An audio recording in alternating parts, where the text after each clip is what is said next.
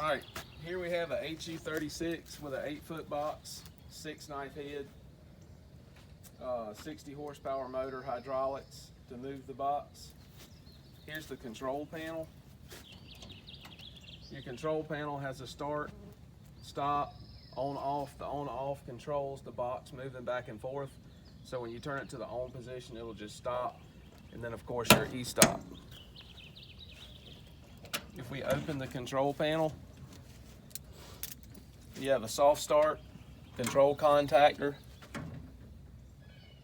then you have your relays, you have your control transformer, your DC drive for your cooler, contactor relay for the cylinder, and then a main here. Schematics are on the side for the wiring diagram.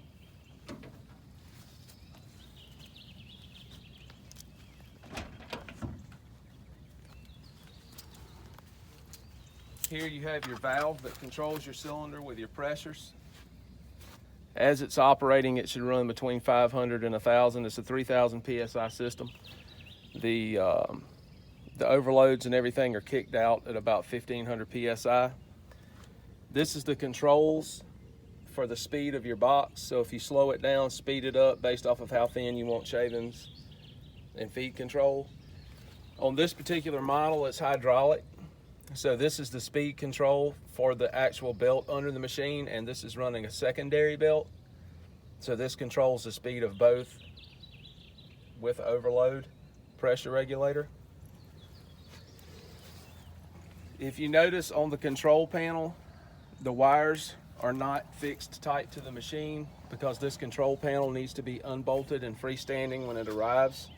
You never leave the control panel bolted to the machine. Always unbolt it and leave it freestanding beside the machine. Proximity switches for the box. These proximity switches can be an adjustment for the stroke of your cylinder. They're set before they leave. If they need adjusting, you can always loosen the bolts and control the stroke on the cylinder for it to go a little further in one direction or not. You have to be careful when you adjust these, make small adjustments, because the UHMW that's under the back of the box, you can hit it with your knives. It's not going to hurt them, but it will require you to change the UHMW if you do a whole lot of damage to it. Proximity switch for the outstroke is here, same adjustment. If we go back to the box, if you see up underneath the box, there's UHMW up underneath the box. What you're going to do is once a week, you're going to want to adjust these.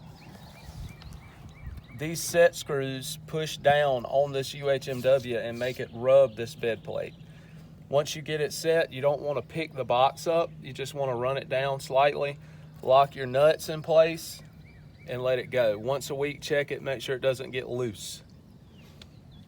When you first purchase the machine, you're going to want to run it for about 2 hours, somewhere therein. Stop, check nuts and bolts, make sure everything's tight, make sure everything's good. Also check the adjustment on your UHMW, and then run another couple of hours, check it again, and then you should be good from that point. Belt tension and all of those things need to be checked in the first couple of hours.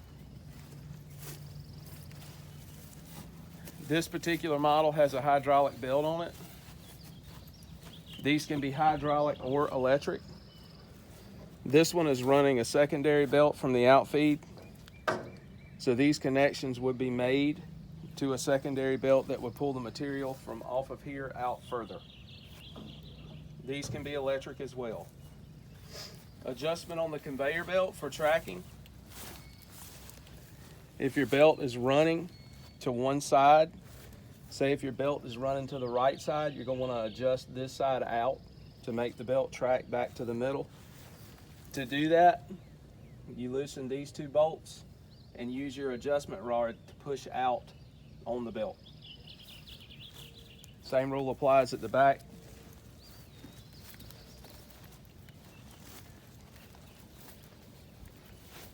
Head bearings. Head bearings need to be greased. once every 40 hours. Couple of shots per bearing. Do not overgrease these bearings. If you overgrease these bearings and blow the seal out, the bearing will tear up. Underneath, belt adjustment on both sides is the same thing as the front to adjust the belts.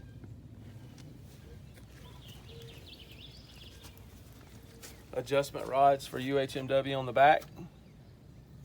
Grease fittings on the cylinder, front and back. 60-gallon oil reservoir. Temperature gauge, you're gonna want your oil to run somewhere in between here and up. Do not overfill. There's a fill line in here you can look at. You're gonna wanna check your oil levels and temperature, of course, every day. Filter needs to be changed based off of running hours. It's recommended you change the filter every 200 hours. Oil cooler, cooling the oil as the oil circulates through the system.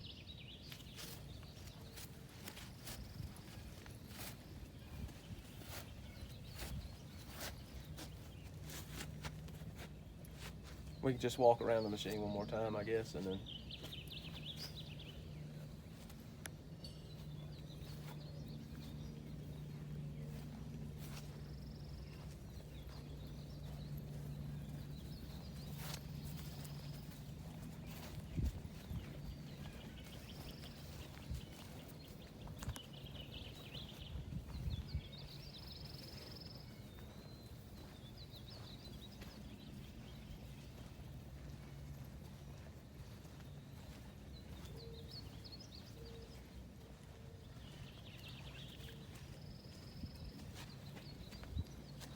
we'll go in and look at the head.